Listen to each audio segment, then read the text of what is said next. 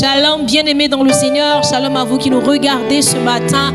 Shalom dans vos demeures. Shalom dans tout ce que vous êtes en train de faire. Que la paix du Seigneur puisse vous remplir pleinement, pleinement, pleinement. Shalom à tous ceux qui sont dans la technique. Shalom à Livia. Shalom à Laure.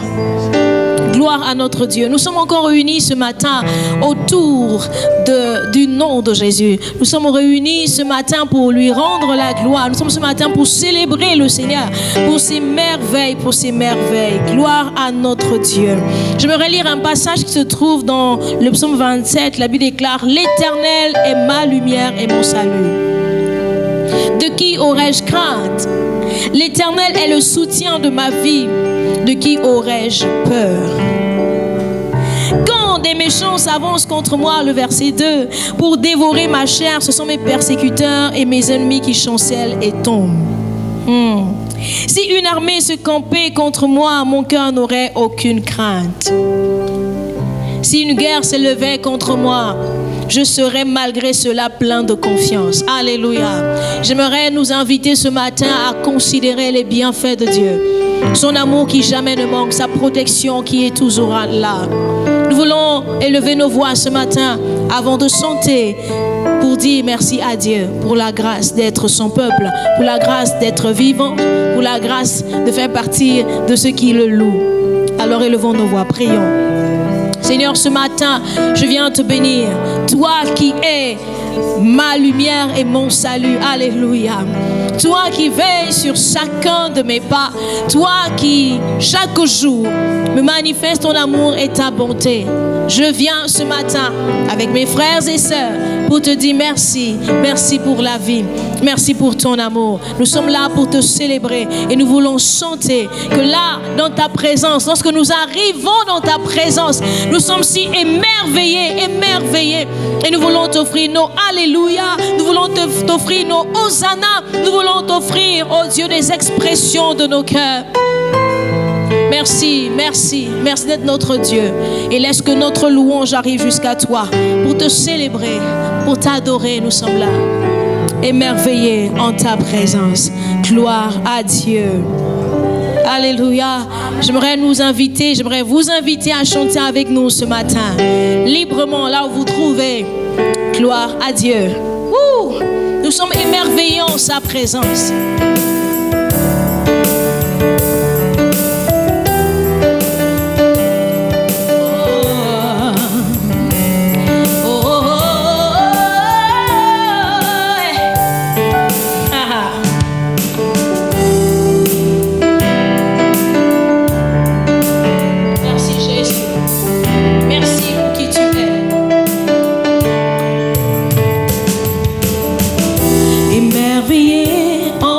Présence, rien ne t'est impossible. Émerveillé en ta présence, ta joie me remplit d'espérance. Disons-le ensemble, émerveillé, émerveillé en ta présence. Non, rien ne t'est impossible. Rien ne t'est impossible. Nous sommes émerveillés en ta présence. Émerveillés en ta présence. Ta joie me remplit d'espérance. Ta joie me remplit d'espérance. Encore une fois, nous sommes émerveillés en ta présence. Émerveillés en ta présence. Rien ne t'est impossible. Rien ne t'est impossible. Émerveillé en ta présence. Émerveillé en ta présence. Ta joie me remplit d'espérance. Ta joie me remplit d'espérance. Oui, Seigneur, il n'y a personne comme toi, oh Dieu. Il n'y a personne comme toi, Jésus. Personne n'est comme toi. Personne n'est comme toi. Sur toute la terre, il n'y a personne comme toi. Personne n'est comme toi. Personne n'est comme toi. Disons encore, il n'y a personne comme toi. Il n'y a personne comme toi. C'est Jésus. Personne n'est comme toi. Personne n'est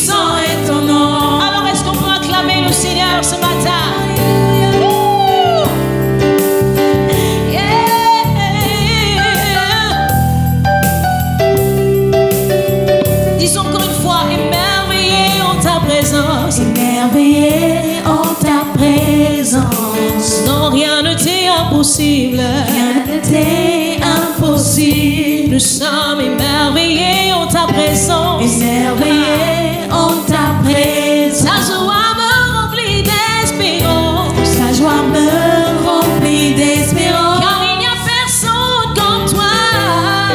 Il n'y a personne comme toi. Jésus. Personne n'est comme toi. Personne n'est comme toi. Sur toute la terre. Sur toute la Il n'y a terre. personne comme toi. Il n'y a personne comme toi. Jésus. Jésus. Personne. Personne n'est comme toi. Tu fais de grandes choses. Tu fais de grandes choses. Tes œuvres sont glorieuses. Sois le Dieu Toi le fidèle. Dieu fidèle. Puissant est ton nom. Puissant est ton nom. Tu fais de grandes choses. Tu fais de Tes grandes œuvres choses. sont glorieuses. Tes œuvres sont glorieuses. Toi le Toi le Dieu Dieu fidèle, fidèle. fidèle. Puissant est ton nom. Tu fais de grandes choses. Tu fais de grandes choses. Tes œuvres sont Tes œuvres glorieuses. sont Tu es le Dieu qui Toi restaure. le Dieu Tu es le fidèle. Dieu qui guérit. Puissant est ton nom. Tu fais de grandes choses. Tu fais de grandes Tes choses. œuvres sont Tes œuvres glorieuses. sont glorieuses. Toi le Dieu fidèle. Toi le Dieu fidèle. Puissant est ton nom. Puissant est ton nom. Nous l'acclamons ce matin. Ouh! Il mérite notre louange.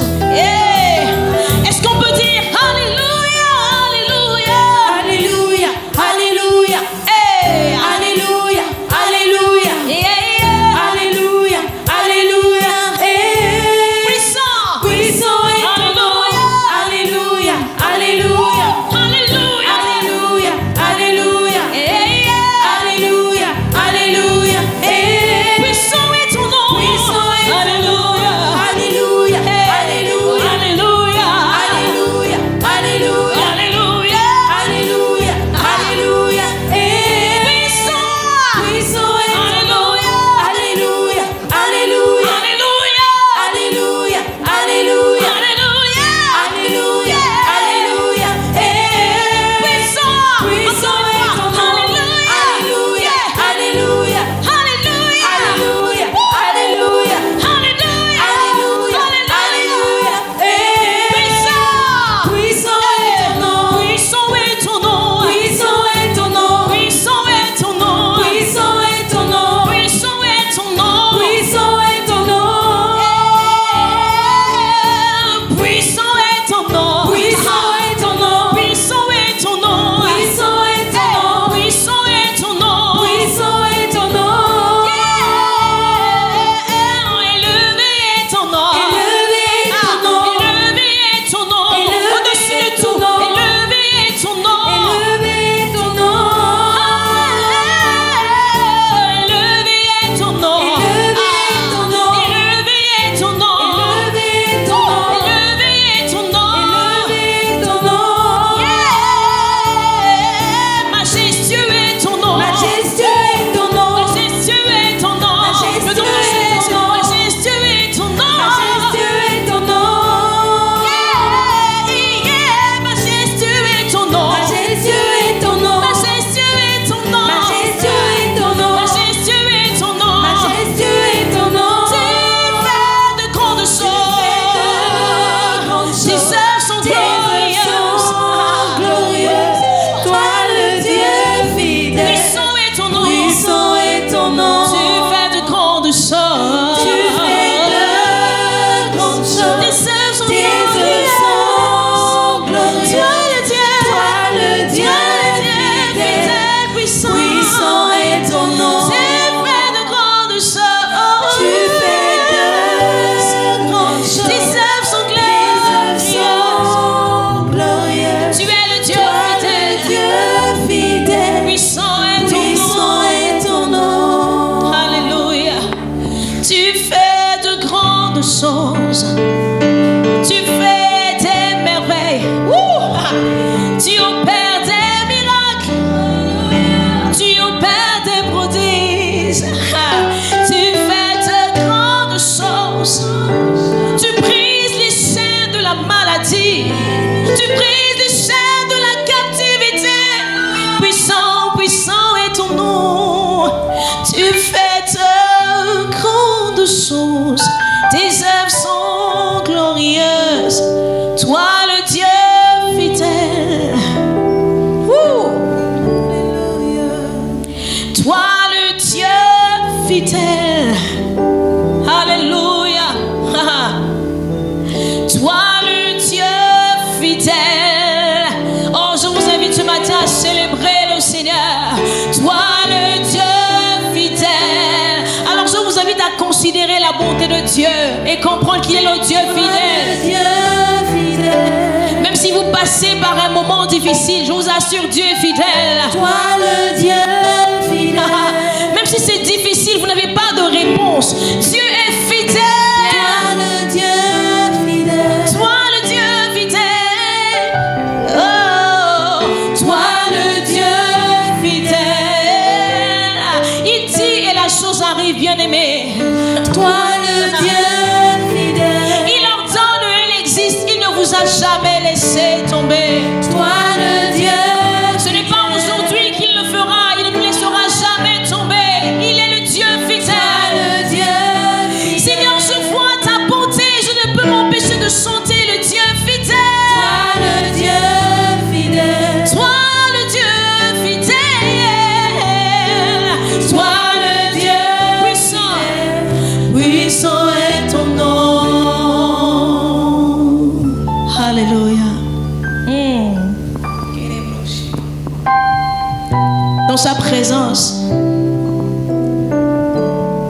Dans sa présence, il y a toujours quelque chose qui se passe. Dans sa présence, il y a toujours quelque chose qui se passe. Nous adorons le Dieu Tout-Puissant. Et parce qu'il est Tout-Puissant, parce qu'il est au-dessus de tout, il mérite notre adoration. Parce qu'il est au-dessus de tout, il mérite que nous nous arrêtions pour lui rendre la gloire. Toute la gloire, toute la gloire. Alléluia. Dieu Tout-Puissant, Dieu de gloire, oh nous t'adorons. Dieu Tout-Puissant, Dieu de gloire, oh nous t'adorons.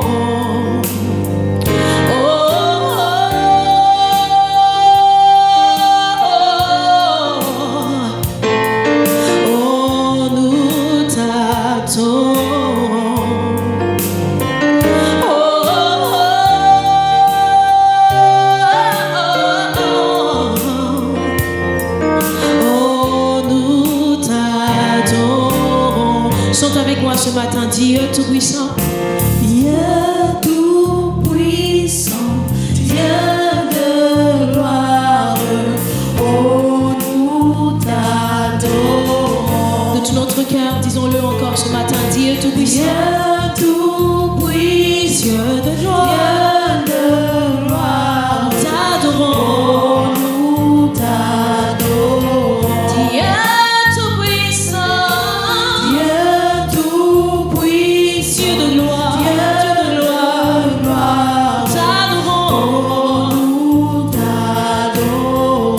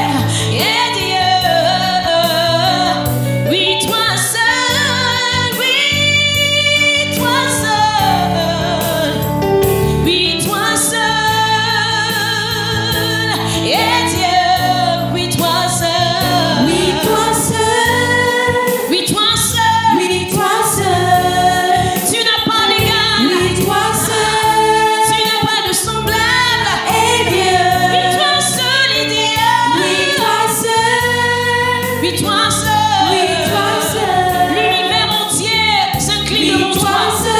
L'univers entier est à ton service. Oui, toi seul. Oui, toi seul. Yahweh. Oui, toi seul. Yahweh. Oui, toi seul. Et Dieu. Yahweh, toi seul est Dieu. Oui, toi seul. Oui, toi seul. Oui, toi seul. Oui, toi seul. Oui, toi seul. Et Dieu. Et Dieu. Oh, Oh,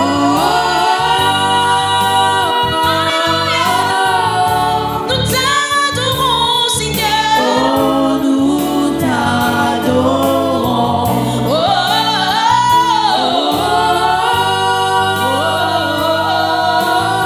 Seigneur, nous t'adorons, nous t'adorons. Reçois les honneurs.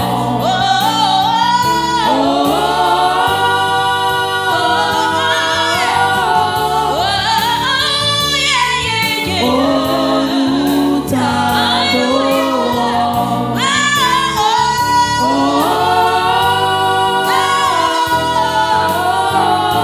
Nous t'adorons, Seigneur.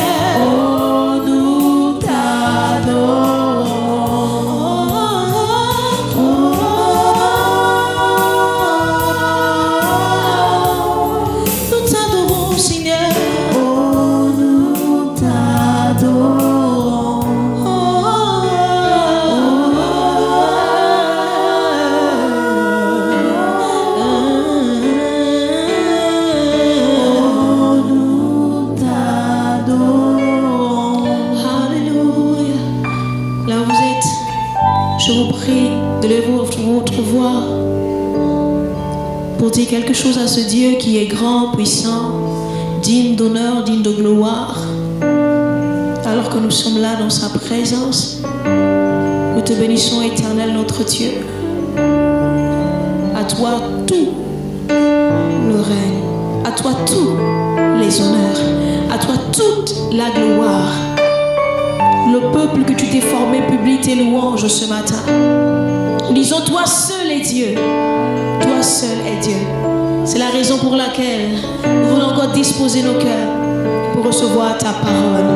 Nous voulons joindre nos deux mains et te rendre toute la gloire en t'acclamant ce matin. Toi seul mérite nos acclamations. Que toi seul sois élevé ce matin. Que toi seul sois magnifié. Nous t'adorons. Nous t'adorons. Nous t'adorons. Oh,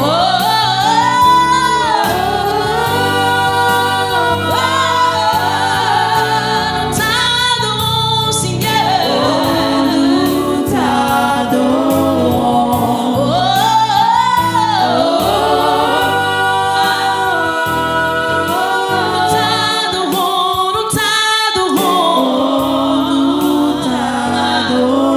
Alléluia.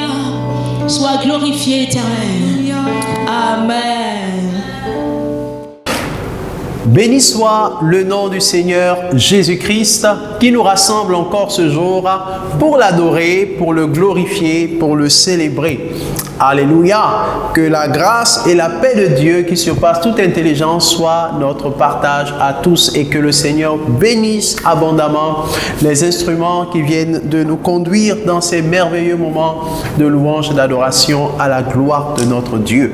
Nous voulons nous disposer pour la parole, nous voulons prier, nous voulons demander au Seigneur encore d'illuminer nos cœurs, nous voulons demander encore au Seigneur de nous apporter la force, nous voulons encore demander au Seigneur de nous apporter la consolation, car toute écriture est inspirée de Dieu. Alléluia. Et elle est utile pour instruire, pour corriger, pour consoler. Alléluia. Pour encourager.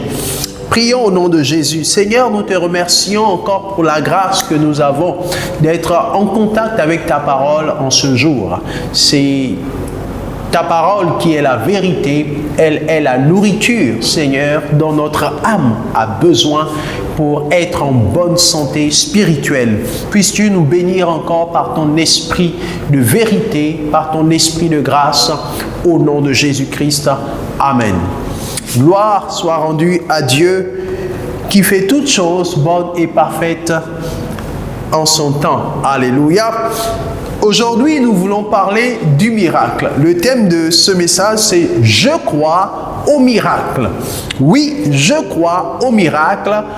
Est-ce que toi, tu crois au miracle? Crois-tu que Dieu est capable de faire encore les miracles, de faire encore des signes, de faire encore des prodiges, comme il l'a fait autrefois dans les âges passés, dans l'Ancien Testament, dans le Nouveau Testament?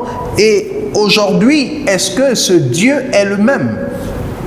J'ai discuté un jour avec un fidèle de l'Église qui m'a posé une question, qui m'a dit « Pasteur, lorsque je lis la Bible et que je lis en particulier l'Ancien Testament, je me demande où est passé ce Dieu. Ce Dieu qui faisait les miracles et les signes extraordinaires. Ce Dieu qui a fendu la mer en deux. »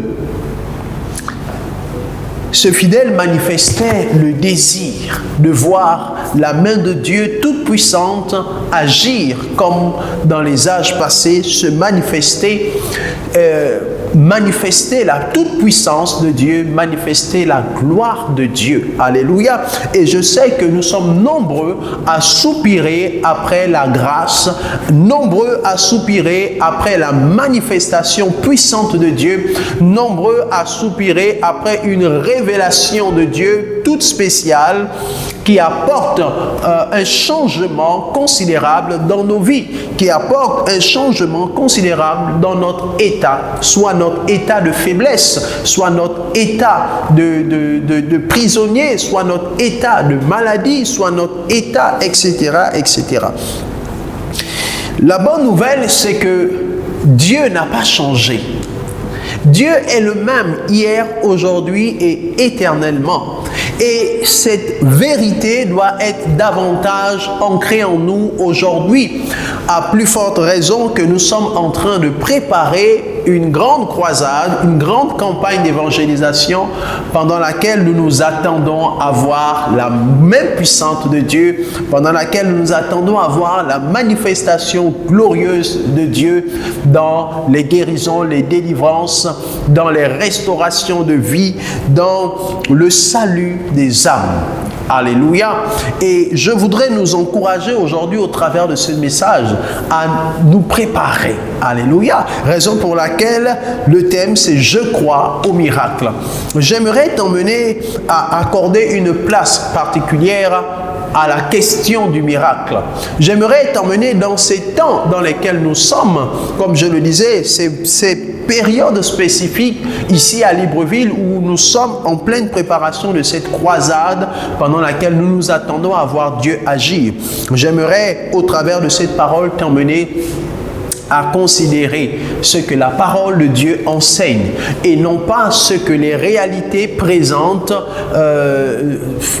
non pas ce que les réalités actuelles ou présentes sont, parce que parfois la réalité n'est pas toujours la vérité. Alléluia. La parole de Dieu est toute spéciale et j'aimerais que l'on accorde une place particulière à la parole de Dieu dans nos cœurs et pas simplement à ce que nous voyons ou alors à ce que nous ne voyons pas ou alors à ce que nous ne voyons plus, parce que autrefois nous voyons des choses grandes et merveilleuses. Alléluia. J'aimerais qu'on lise ensemble ce texte que nous avons partagé lors du dernier paraclet, Jean chapitre 20, versets 11 à 13. Jean chapitre 20, versets 11 à 13. Jean va dire quelque chose de très important dans ce texte. Jean chapitre 20, versets 1 à 13, nous lisons « Croyez en moi ». Permettez-moi de rappeler que Jean est en train de citer ici les paroles de Jésus, c'est-à-dire ce que Jésus lui-même a dit aux disciples. Jean est en train de le rapporter. Donc c'est Jésus qui parle. Et il dit, croyez en moi, croyez-moi autant pour moi, je suis dans le Père et le Père est en moi. Croyez du moins à cause de ses œuvres.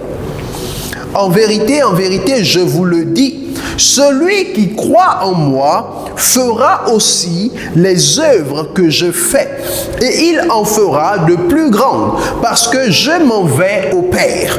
Et tout ce que vous demanderez en mon nom, je le ferai, afin que le Père soit glorifié dans le Fils. Amen.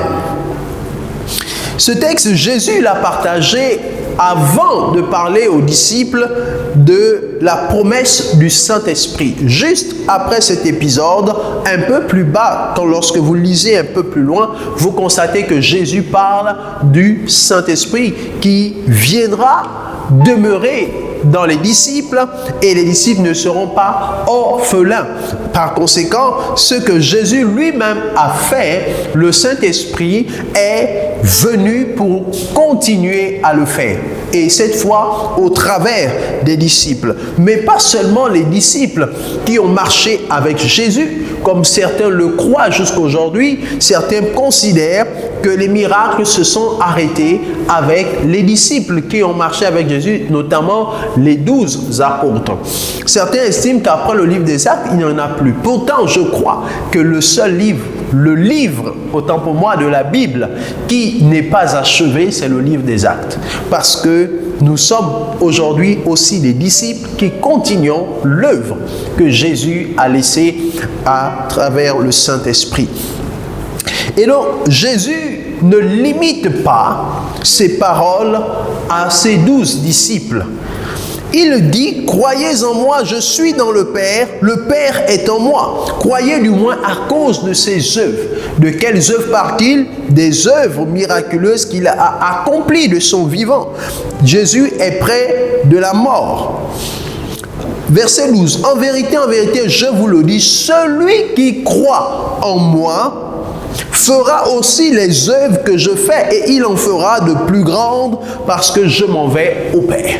Donc, Jésus ne dit pas que les disciples qui ont marché avec moi, Jésus ne dit pas que les 12 qui sont la fondation de l'Église, Jésus ne dit pas que ceux qui vont croire à l'époque des disciples, Jésus dit simplement, celui qui croit en moi fera aussi les œuvres que je fais.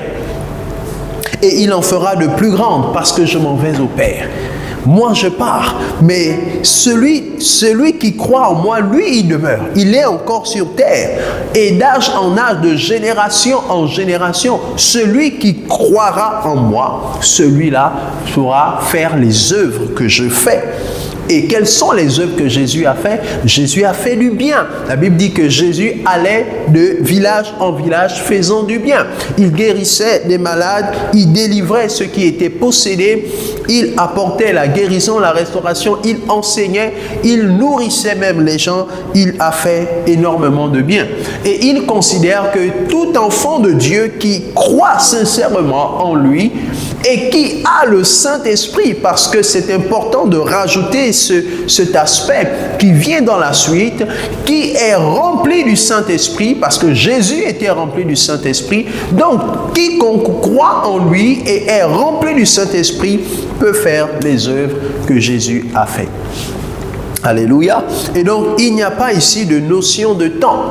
Il n'y a pas de notion d'époque. C'est intemporel. De tout âge, quiconque croit est capable. Alléluia. Il nous suffit d'être rempli du Saint-Esprit, mais aussi d'avoir part au don du Saint-Esprit, parce que la Bible dit ensuite au travers de Paul que c'est le Saint-Esprit qui distribue les dons et qui en distribue selon la mesure de grâce que chacun reçoit. Lorsque nous parlons du miracle, on constate que dans toute la Bible, dans les Écritures, le miracle est présent. En fait, Dieu n'a jamais été un Dieu statique et Dieu ne sera jamais statique. Dieu est un Dieu dynamique. Et le Saint-Esprit qui nous a été donné est aussi un esprit dynamique. Et depuis les anciens temps, depuis l'Ancien Testament, on voit les œuvres miraculeuses, les signes, les prodiges que Dieu a accomplis au travers du peuple d'Israël, au travers de Moïse, au travers de Élie, au travers des prophètes, etc. On voit comment Dieu s'est glorieusement manifesté. Et dans la Nouvelle Alliance, l'Alliance dans le Nouveau Testament, on voit aussi comment Dieu s'est manifesté au travers de sa puissance glorieuse. Alléluia. Dieu qui a manifesté cela dans les âges passés, celui qui a marché avec Jésus, avec les apôtres, est le même que nous avons aujourd'hui. Et nous devons considérer ces paroles. Alléluia. Jean chapitre 20, versets 30 à 31. J'aime cette parole de Jean qui vient conclure, qui vient clore son évangile. Jean nous présente le but des miracles. Jean chapitre 20, versets 30 à 31. Il dit, Jésus a fait encore, en présence de ses disciples, beaucoup d'autres miracles qui ne sont pas écrits dans ce livre. Mais ces choses ont été écrites afin que vous croyiez que Jésus est le Christ, le Fils de Dieu, et qu'en croyant, vous ayez la vie en son nom. Alléluia. Et qu'en croyant, vous ayez la vie en son nom. Voilà, ce texte nous présente le but des œuvres de Jésus, le but du miracle. Alléluia. Il dit que Jésus a fait encore, en présence de ses disciples, beaucoup d'autres miracles. De nombreux autres miracles. Donc, tous les miracles que Jésus a accomplis ne sont pas consignés dans les évangiles.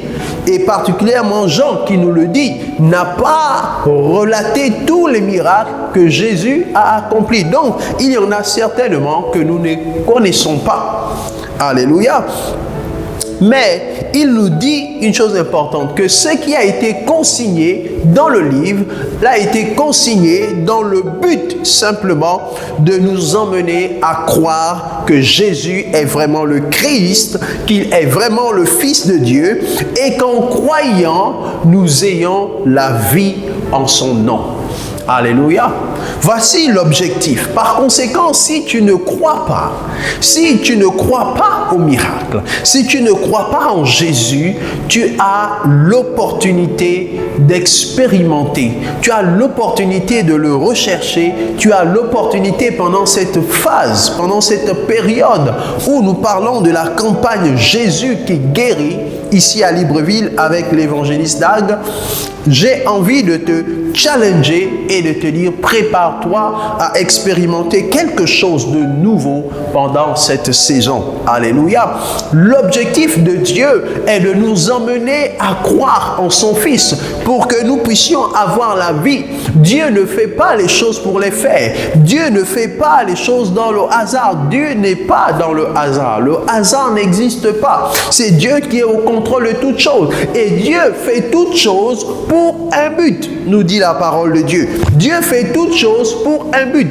Les miracles ont un but. Et le but des miracles n'est pas de se glorifier. Le but des miracles n'est pas de crier sur les toits que nous sommes puissants. Le but des miracles n'est pas de s'exhiber. Le but des miracles est d'emmener les gens, chacun de nous, à croire fermement en Jésus, en tant que Christ, en tant que Fils de Dieu, pour avoir la vie.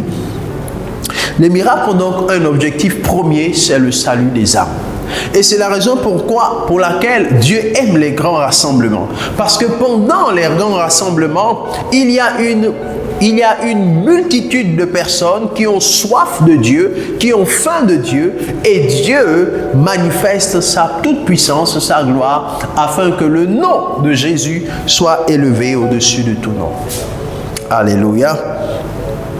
J'aimerais t'emmener à nourrir ta foi pendant ces moments, pendant ces jours.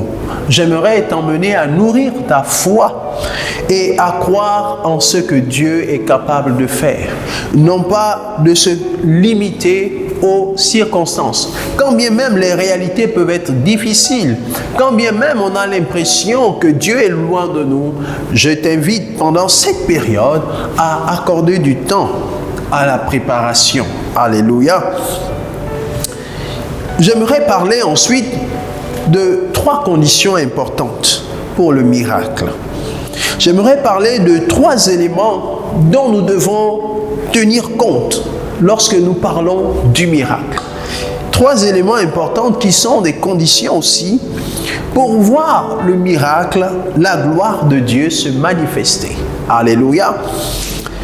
La première chose dont nous devons prendre en considération lorsque nous parlons du miracle, c'est un élément qui ne dépend pas de nous, mais c'est un élément qui dépend de Dieu. Il s'agit de la grâce de Dieu. Il s'agit de la souveraineté de Dieu. Alléluia. Parce que la Bible nous dit que Dieu est souverain. Alléluia. Nous ne pouvons pas dicter à Dieu ce qu'il doit faire. Non. Dieu est notre Père. Dieu n'est pas un objet ou un instrument entre nos mains. Dieu est notre Père. Alléluia. Et en tant que Père, il est souverain dans ses décisions. Dieu tient lui-même un conseil. Et au travers de cela, il est souverain et il prend toute décision à sa guise. Alléluia. Nous ne pouvons pas donc reprocher à Dieu quoi que ce soit, parce que Dieu fait toutes choses en connaissance de cause. Dieu fait toutes choses selon sa justice et Dieu est souverain. Alléluia. Le miracle est fonction donc de la grâce de Dieu et de la souveraineté de Dieu. Nous voyons dans les Écritures plusieurs des miracles que Jésus a faits ne sont pas nécessairement des intercessions qui sont montées à lui. Comme dans d'autres cas, nous voyons plusieurs cas de miracles que Jésus a accomplis. Nous voyons une catégorie où il y avait des personnes qui criaient à lui, qui l'interpellaient et donc qui manifestaient une forme de prière, une forme d'intercession, des instances vis-à-vis de Christ. Mais il y a des miracles que Jésus a accomplis sans qu'il n'y ait une personne qui est vraiment intercédée ou alors qui est demandée. Alléluia. Et c'est là où on voit la grâce, là où on voit la souveraineté, la toute-puissance de Dieu qui se manifeste d'elle-même. Dans Matthieu chapitre 8, pour exemple, Matthieu chapitre 8, verset 14, le même texte se trouve dans Marc 1, verset 30, ou dans Luc chapitre 4, verset 38. Il s'agit de la guérison de la belle-mère de Pierre. Lorsque Jésus est avec les disciples et qu'ils vont à la maison de Pierre, il constate que la belle-mère de Pierre est guérie, est plutôt malade, autant pour moi. Elle fait une fièvre très très élevée et elle est couchée sur le lit. Et à ce moment-là, il n'y a pas d'indice dans le texte qui nous montre une demande ou une intercession particulière de Pierre ou de son épouse. Mais on voit que Jésus a pris l'initiative de guérir la belle-mère de Pierre. C'était l'initiative de Jésus de la guérir. Et Jésus a pris sa main et à l'instant, la Bible nous dit que la fièvre la quitta et elle a été guérie. Alors oui, on dira peut-être que parce que c'est Pierre, mais Jésus a guéri beaucoup d'autres personnes qui n'étaient pas parmi ses disciples. Alléluia.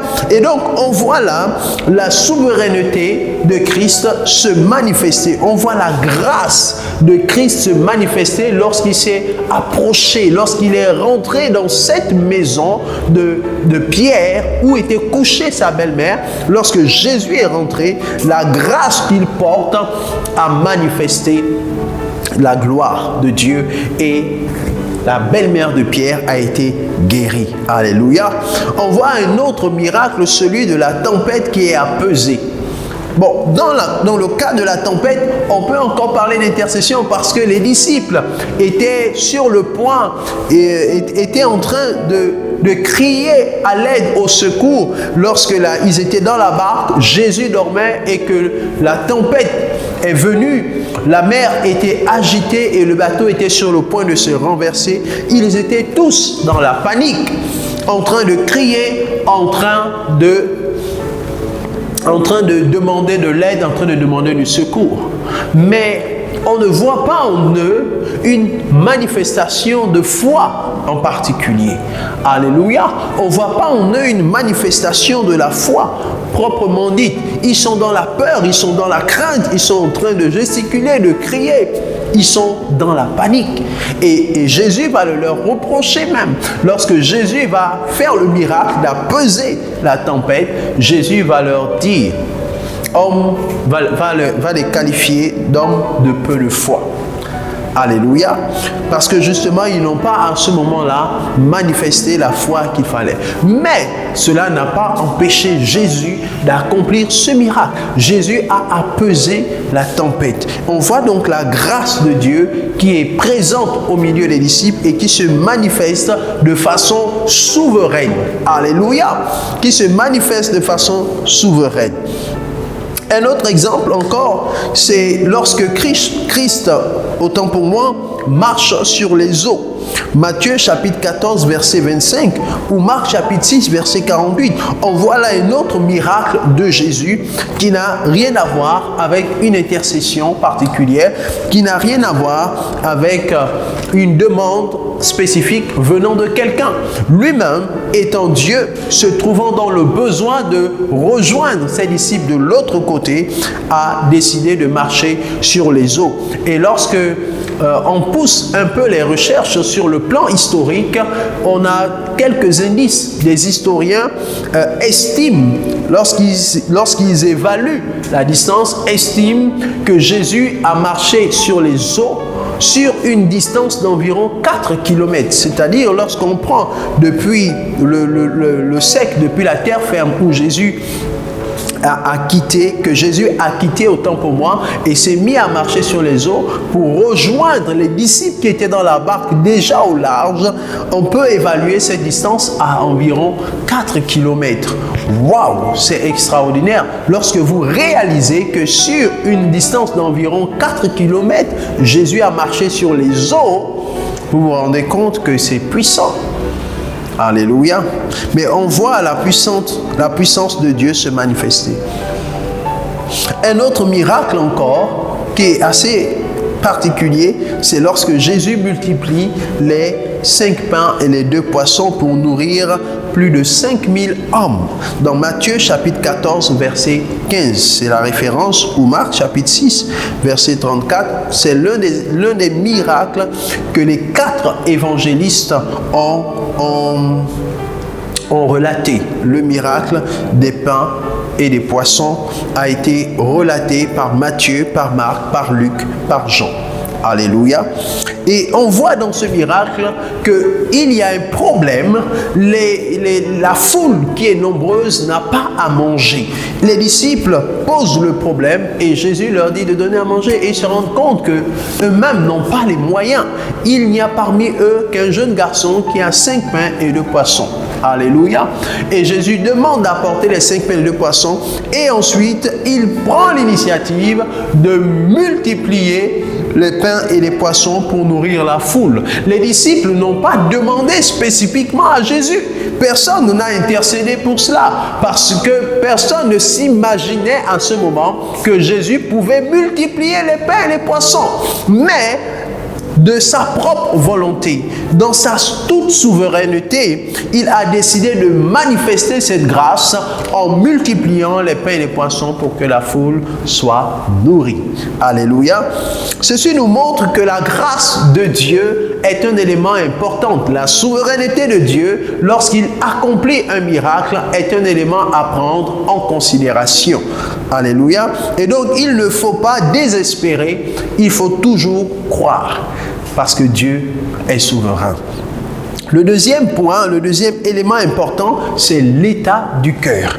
L'état du cœur peut être favorable ou non pour le miracle. L'état du cœur peut faire en sorte que le miracle vienne ou ne vienne pas. L'état du cœur est un élément indispensable pour voir la grâce miraculeuse de Dieu se manifester. Alléluia. Et j'ai envie de vous poser la question, avez-vous un bon cœur? Êtes-vous une terre favorable? Alléluia. Ceci pour t'emmener à te préparer pendant ces moments. Matthieu chapitre 12, versets 39 à 40. Jésus va répondre aux pharisiens et aux scribes après qu'ils aient posé une demande. Il est dit, alors quelques-uns des scribes et des pharisiens prirent la parole et dirent, Maître, nous voudrions te voir faire un miracle. Il leur répondit, c'est-à-dire Jésus, une génération méchante et adultère demande un miracle. Il ne lui sera donné d'autre miracle que celui du prophète Jonas. Car de même que Jonas fut 3 jours et 3 nuits dans le ventre d'un grand poisson, de même le Fils de l'homme sera 3 jours et 3 nuits dans le sein de la terre. C'est le seul miracle que ces pharisiens-là verront. Jésus s'est refusé catégoriquement de leur accorder ce qu'ils ont demandé. Pour quel but, pour quelle raison voulait-il voir le miracle? La motivation est importante. L'état du cœur est important. À cause de l'état de leur cœur, Jésus a refusé de faire le miracle. Jésus a refusé catégoriquement de faire le miracle et il leur a dit, ils ne verront pas d'autre miracle que celui du prophète Jonas, c'est-à-dire sa mort et sa résurrection. C'est le seul miracle qu'ils verront parce que la mort et la résurrection de Jésus ne pouvaient pas passer inaperçus. Alléluia. Tout le monde allait en savoir, tout le monde allait le savoir, tout le monde allait être informé de cette mort et de cette résurrection. Alléluia. Et c'est ce que s'est passé avec Jonas. Jonas a fait 3 jours dans le ventre de poisson et ensuite il a été vomi au bord de Ninive. Donc ces 3 jours-là, Jésus les considère comme 3 jours dans le tombeau et ensuite comme la résurrection. Donc la mort et la résurrection. Donc à cause de l'état de leur cœur, Jésus a refusé de faire le miracle. Il a dit une génération méchante et adultère. Je ne sais pas ce qui peut faire obstacle au miracle de Dieu dans ta vie, mais je t'encourage à faire une introspection et à analyser ton cœur, à analyser les profondeurs de ton être, pour être sûr que tu as un cœur disposé, un cœur qui plaît au Seigneur et qui ne représente pas un obstacle à la manifestation de la grâce de Dieu. Alléluia. On a des exemples contraires. Contrairement aux scribes et aux pharisiens à qui Jésus a refusé le miracle, on voit dans les Écritures d'autres personnes à qui Jésus a accordé le miracle à cause de l'état de leur cœur. Alléluia. C'est le cas du centenier romain.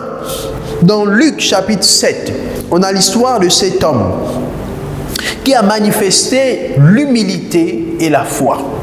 Et Jésus a été ému par cette humilité. Jésus a été ému par la foi de ce monsieur.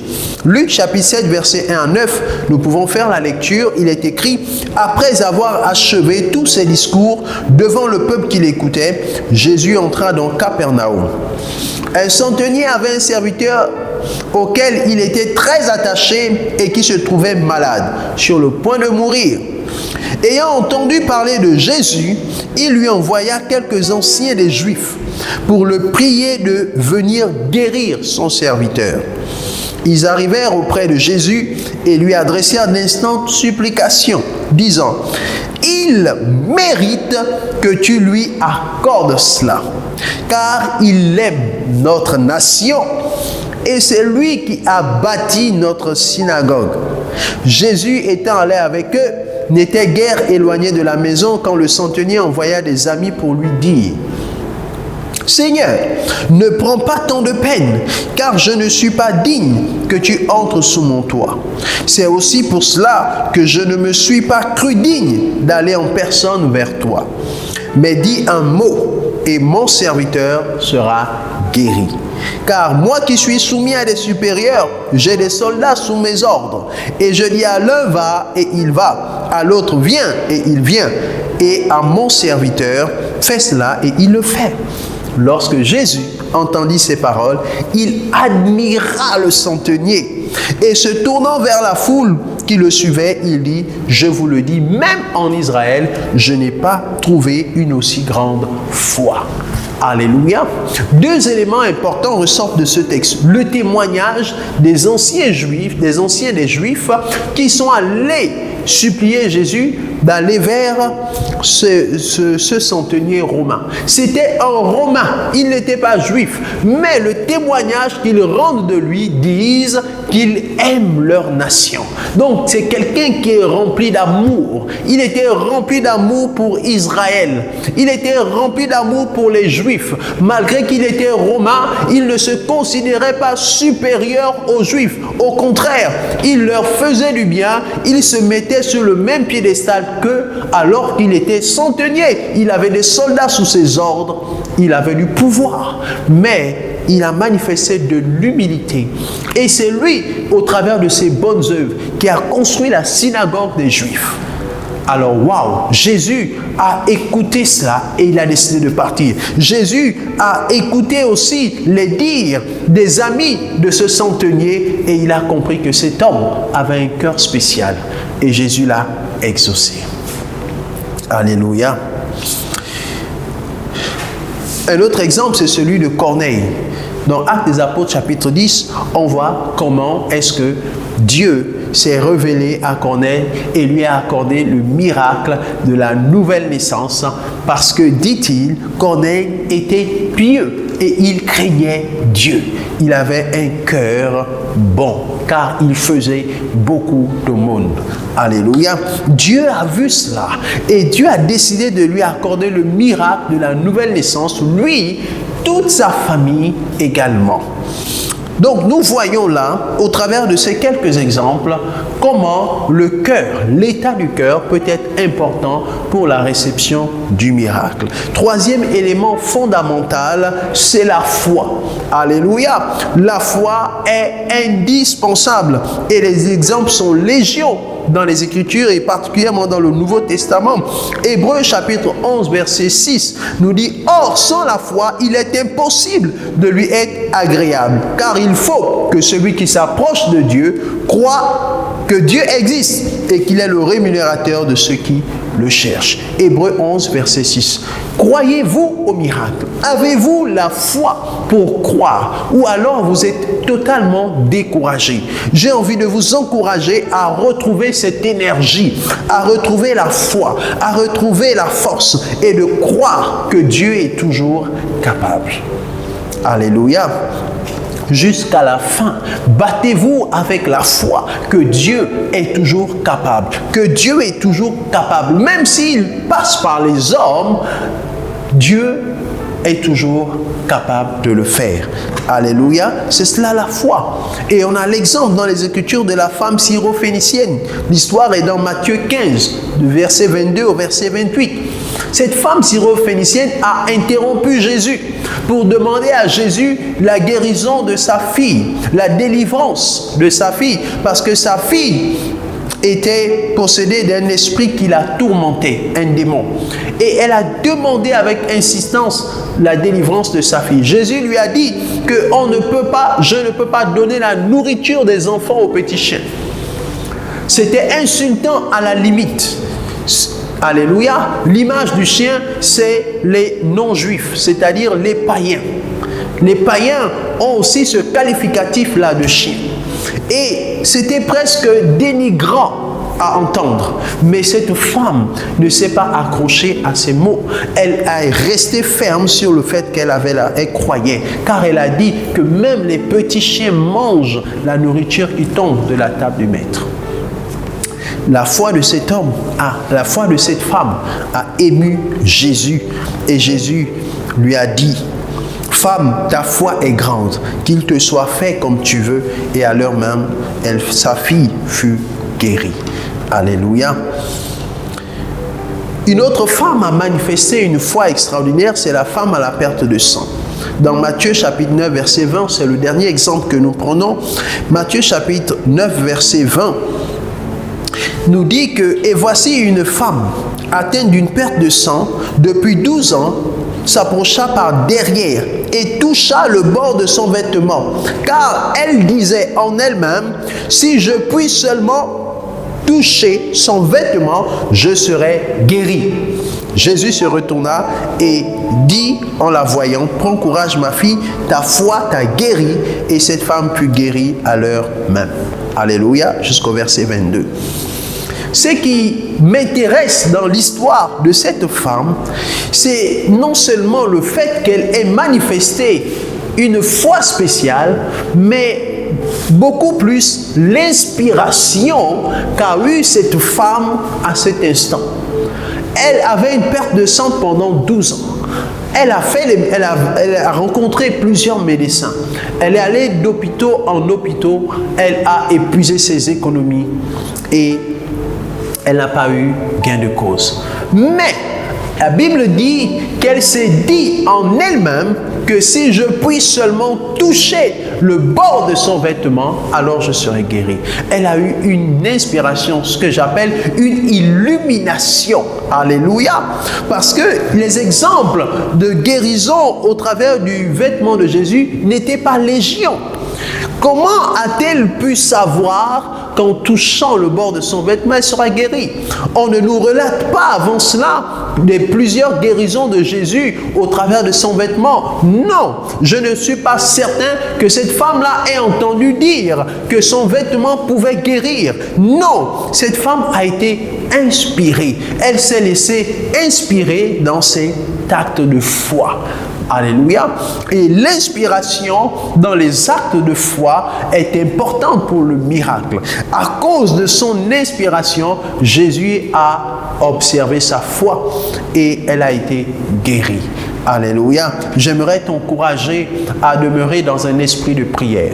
J'aimerais t'encourager à rechercher une inspiration dans les actes prophétiques, dans les actes de foi qui peuvent t'emmener à toucher le vêtement de Jésus et expérimenter sa grâce. Pendant cette période, j'ai envie de te dire, sois concentré, sois focalisé, crois fermement en Jésus, crois fermement en ce qu'il est capable de faire. Alléluia. Je prie que la faveur de Dieu soit sur toi et que non seulement à titre individuel, tu sois béni, visité par le Seigneur, mais aussi lors de cette campagne Jésus qui guérit, qui aura lieu très bientôt, cette grande croisade qui va rassembler des milliers de gens, que tu puisses expérimenter la grâce de Dieu. Alléluia. Que le Seigneur bénisse sa parole. Seigneur, nous prions, Seigneur notre Dieu, merci de répandre ta paix et ta grâce. Merci d'exercer ta grâce et ta souveraineté. Merci, Seigneur, de répondre favorablement aux cris, de répondre favorablement aux supplications, aux instances faites avec foi, Seigneur. Merci de regarder au cœur qui te servent, à ceux qui te servent, à ceux qui sont dévoués, comme ce centenier romain. Seigneur, jette un regard favorable sur ces cœurs et réponds à leur foi. Mon âme te bénit et nos âmes te bénissent. Reçois la gloire au nom de Jésus. Amen. Que Dieu nous bénisse. À très bientôt.